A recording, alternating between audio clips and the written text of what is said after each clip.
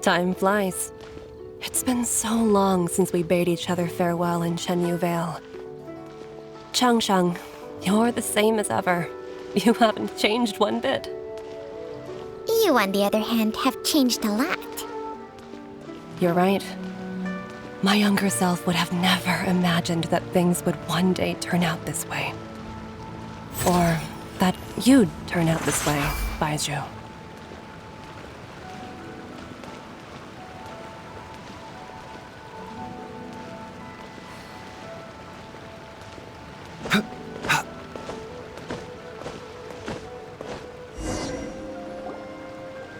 I've taken a look at your elixir of immortality. It's not altogether dissimilar from the poison I concocted in terms of the way it functions. I have to say, Jiangli, it was a stroke of genius to use poison to maintain life. I hope you're not too upset at me for copying your methods. No, not at all. With your intellect, even if you'd never seen my poison, I believe you would have eventually arrived at the same approach. But I'm still impressed by how quickly you managed to gain such a thorough understanding of it. Jialiang's still only been in your care for a few days. Not just that, you even managed to improve upon the original formula. That cannot be explained by intellect alone. Baizhu, be honest with me. Did you try out some of the poison on yourself? Huh. Told you the truth would surface sooner or later. Life force isn't the only thing that Changshang's contract lets you transfer between bodies, is it? Nothing gets past you, Jiangli. You are correct. Besides life force, Changsheng's secret art also allows for the transfer of toxins and diseases. When I treated Jia Liang for the second time, I transferred some of the poison from his body into my own. Not only did this allow me to alleviate the burden on him, but it also gave me an opportunity to study its properties. There is no need to worry about any long-term consequences to my health, however. Now that the source has been destroyed, any remaining poison in me will have already dissipated. But you took such a huge risk. If we hadn't destroyed the god's remains back there, then even you might have... What am I saying? I'm in no position to criticize you for this. The reason I left our master and went into hiding all those years ago was that he was getting old, and I didn't want him using up any more of his own life force to treat my husband. But in the end, how were my methods any different? I risked one life to save another. And then you tried the poison on yourself, too. It looks like both of us have ended up going the same way as our master before us. Are all disciples of Chenyu Vale destined to turn out this way? To live a short life, having given away our own for the sake of others? To fight relentlessly against the natural course of life and death, whatever the cost? Maybe our fate is sealed the moment we decide to study medicine. We are doctors, Jiangli. We ought never say that anyone's fate is sealed. Baizhu, I can tell that, over the years, you've used the contract with Changshang to transfer many diseases and toxins to yourself. There are so many that, some of them, I don't even recognize. Can you still stop before it's too late? I think you know the answer, Jiangli. Every one of us from Chenyu Vale believes in the same thing. Hey! Food's ready! Mom, come and join us! The Traveler taught me a load of new recipes, and said even Dad'll be able to taste them. Come and try them out! Yes, darling. Mom will be there in just a second. Hey, slow down. Baizhu, I know I won't be able to convince you, but please don't forget that if one day you're not around anymore, Chi-Chi, Gui, and all the friends who have grown fond of you, they will all miss you dearly.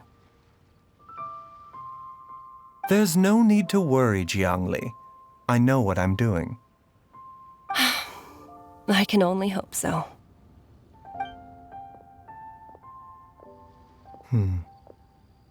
Baizhu, what did Jiangli mean by not around anymore?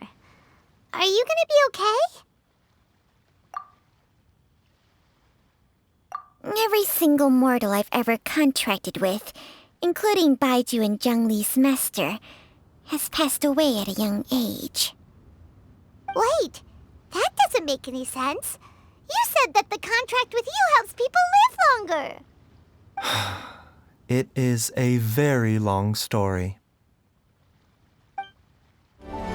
If there's a life in front of me that deserves to be saved, why shouldn't I do everything within my power to save it? Once again, it's the same answer. So be it. Close your eyes. Who knows how many more people will take on this contract? None. This contract will end with me. My contract has strict requirements on the host's natural temperament.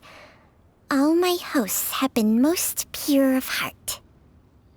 But when one with an altruistic nature gains access to this art, they are more seduced than the average person by the miracle of overturning the laws of life and death. Though they know better than anyone else the fate that awaits them, when faced with the sorrows of humanity and the pain of losing their nearest and dearest, they cannot help but reach beyond human means. They are like moths that throw themselves into the flame, seeking a glimmer of hope in a dark world filled with pain and suffering. So, Baizhu, does that mean... I suppose that would make me a moth that yearns for the light, but doesn't want to be burned to a crisp. Changsheng's art can transfer pain and suffering between people, but it cannot reduce the total amount of pain in the world. It's just like we witnessed. Either Jia Liang feared for Jiangli's life, or Jiangli grieved over Jia Liang's sacrifice. I have nothing but the utmost respect for my predecessors, who sacrificed their lives for their principles. But I do not wish to join their ranks, nor do I wish to pass on this contract to anyone else in the future. Huh? But didn't you already transfer a ton of diseases onto yourself? What makes a poison poison? And what makes a disease a disease? When it comes down to it, are not both mechanisms that affect the operations of the human body? If disease is defined as deviation from normal functioning, then who knows? Perhaps the true elixir of immortality could in fact be a kind of poison. Many may view the notion of searching for immortality in poisons and illnesses as a flagrant violation of the natural order. But to me, it is no different from the way our ancestors tested the medicinal qualities of herbs by sampling each and every one. I don't want those who come after me to lose their lives to this contract. Nor do I wish for Changsheng to perish from losing her host. This leaves only one solution, doesn't it? Precisely. I will be Changsheng's final host, and the tradition of passing down the contract will end with me. Even the gods of old struggle to achieve true immortality. First you want to save others, then you want to save yourself. Now you even want to save me. You're getting greedy, Baizhu. But isn't wanting to have it all what makes us human? For a selfish moth like me, who's afraid of the flame yet yearns for the light, the only path forward is up towards the moon. For once, Paimon just does not know what to say. Dr. Baizhu, Traveler, what are you still chatting about? The food's about to get cold. We also have coconut milk for Changsheng and Paimon. Okay, fine. Let's go grab some food. Paimon has a bunch of burning questions, but they can wait till after we've eaten.